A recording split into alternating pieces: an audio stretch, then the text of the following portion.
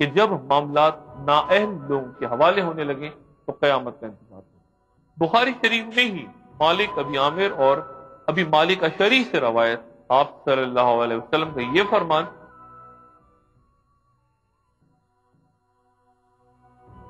کہ میری امت میں کچھ لوگ ایسے ہوں گے جو ریشم، بہنوشی اور گانے بجانے کو حلال سمجھیں۔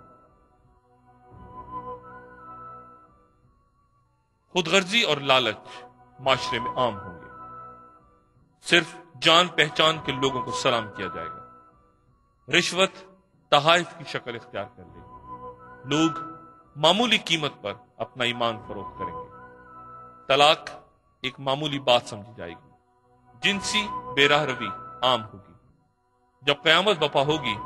تو زناکاری لوگوں کا معمول ہوگا، مرد عورتوں کے اور عورتیں مردوں کے روپ دھاریں گے، لوگ ہم جنس پرستی میں مبتلا ہوں گے۔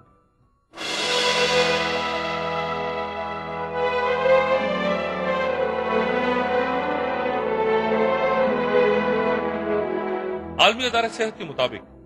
ہر برس 333 ملین مزید افراد جنسی بیماریوں کا شکار ہو رہے ہیں اور ان امراض میں ایڈز سر فہرست ہے۔ اپنی پہلی تشخیص کے بعد سے 1,88,00,000 افراد اس مرض سے ہلاک ہو چکے ہیں۔ اخلاقی پستی کی کھائیوں میں فنا ہوتے معاشرے آج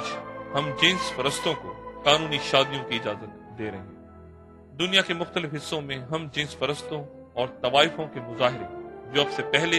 تاریخ نے کبھی نہیں دیکھے ہمیں ان معاشرتی تباہ کاریوں کے بارے میں بتا رہے ہیں جن کی نشاندہی رسول اللہ صلی اللہ علیہ وآلہ وسلم نے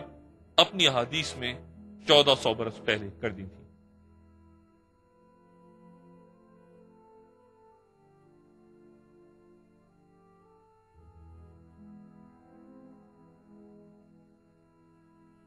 انہی گناہوں میں مبتلا قوم لوط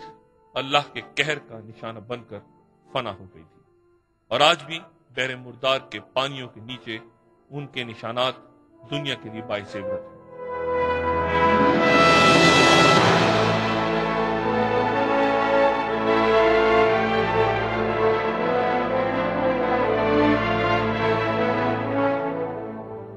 پھر وہ صحیح حدیث جسے طبرانی نے ابو امیہ حجمی سے روایت کیا ہے اور ابن مبارک بھی جس کے راوی ہیں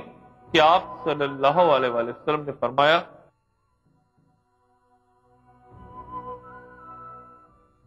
کہ قیامت کی علامتوں میں سے ایک کم عمر لوگوں کے یہاں علم کی تلاش ہے۔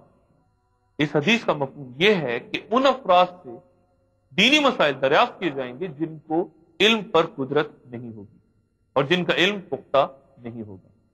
وہ خود بھی گمراہ ہوں گے اور دوسروں کو بھی گمراہ کریں گے۔ ارد گرد نظر ڈالیں، اس حدیث کی صداقت بھی آپ کو خوب نظر آئے گی۔ یہ بھی بیان فرمایا گیا کہ احمد سینہ تان کر مجلس میں بیٹھا کریں گے۔ صحیح حدیث جسے احمد اور طبرانی نے ابو ہریرہ رضی اللہ تعالیٰ عنہ سے روایت کیا ہے کہ آپ صلی اللہ علیہ وآلہ وسلم نے فرمایا کہ ایک دور ایسا آئے گا جب امین لوگوں پر تہمت لگائی جائے گی اور تہمت زدہ لوگ امین سمجھے جائیں گے، اور تب روبیزہ گفتگو کیا کریں گے۔ حضور صلی اللہ علیہ وآلہ وسلم سے دریافت کیا گیا کہ یا رسول اللہ یہ روبیزہ کیا ہے؟ جواب ملا وہ احمق لوگ جو عام لوگوں کے معاملات پر گفتگو کیا کریں۔ قیامت کی ایک اور نشانی بازاروں کا قریب قریب ہونا یعنی تجارت کی کثرت اور اس کی وسعت کے بارے میں۔ صحیح حدیث جسے ابن حبان نے ابو ہریرہ رضی اللہ تعالیٰ عنہ سے روایت کیا کہ آپ صلی اللہ علیہ وآلہ وسلم نے فرمایا کہ جھوٹ کثرت سے بولا جائے گا، وقت تیزی سے گزرے گا اور بازار ساتھ ساتھ ہوں گے۔ بخاری شریف اور نسائی میں ابو ہریرہ رضی اللہ تعالیٰ عنہ سے روایت ہے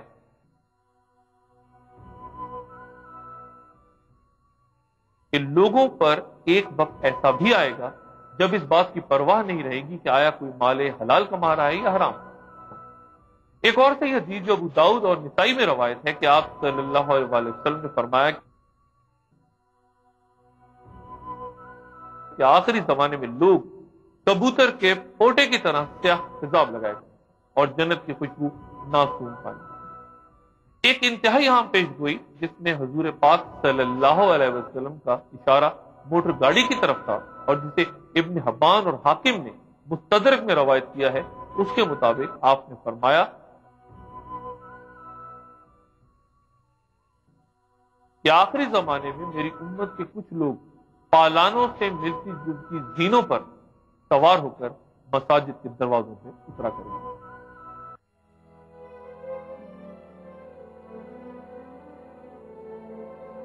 حضور صلی اللہ علیہ وآلہ وسلم نے فرمایا کہ قیامت تب تک برپا نہ ہوگی جب تک زلزلے بکثرت نہ ہونے لگیں۔ قدرتی آفات نے جس شکل میں سب سے زیادہ تباہ کن انداز میں انسان کو متاثر کیا ہے وہ زلزلے کی صورت ہے۔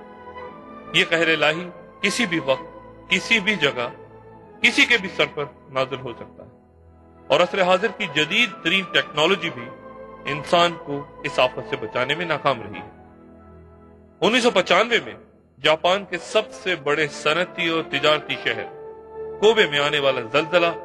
قدرت کے سامنے انسانی ترقی کی شکست کی واضح مثال ہے، جہاں صرف 20 سیکنڈز کے جھٹکوں سے 100 ارب ڈالرز کا نقصان ہو گیا۔ پچھلی صدی میں زلزلوں کی تاریخ ظاہر کرتی ہے کہ ان کی شدت اور واقعات میں خطرناک حد تک اضافہ ہوا ہے۔ سن 2002 میں دنیا بھر میں زلزلوں کے نتیجے میں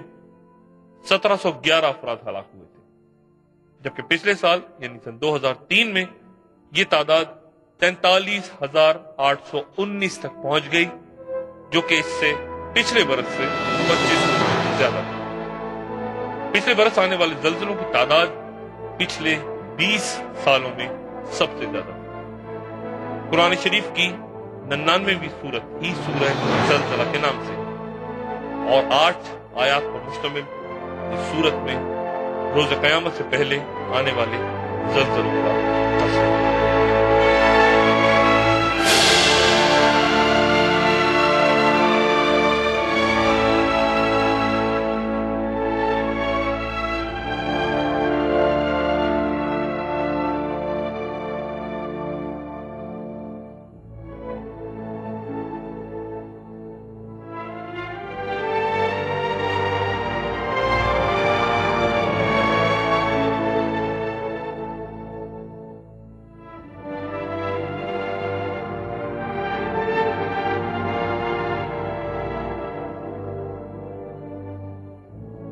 میں نے کچھ دیر پہلے وقت کے تیزی سے گزر جانے کے بارے میں ایک حدیث بیان کی تھی،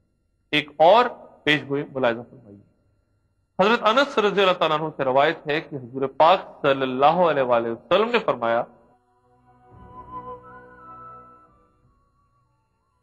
کہ قیامت تب تک قائم نہیں ہوگی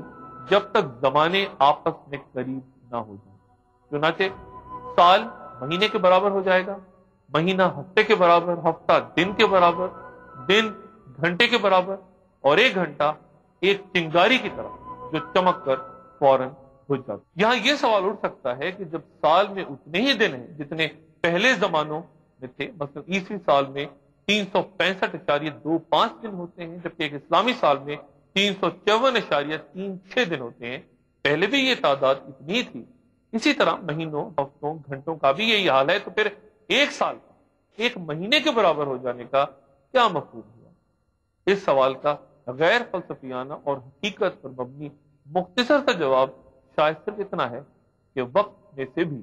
برکت اٹھ جائے گی، اور برکت ایک ایسی شے کا نام ہے کہ جس چیز میں ڈالی جائے اس کے فوائد کو کئی گنا بڑھا دیتی ہے۔ اگر یہ برکت وقت میں آ جائے تو تھوڑے سے وقت میں صدیوں کے کام ہو جاتے ہیں، اگر برکت مال میں آ جائے تو ہزاروں کے کام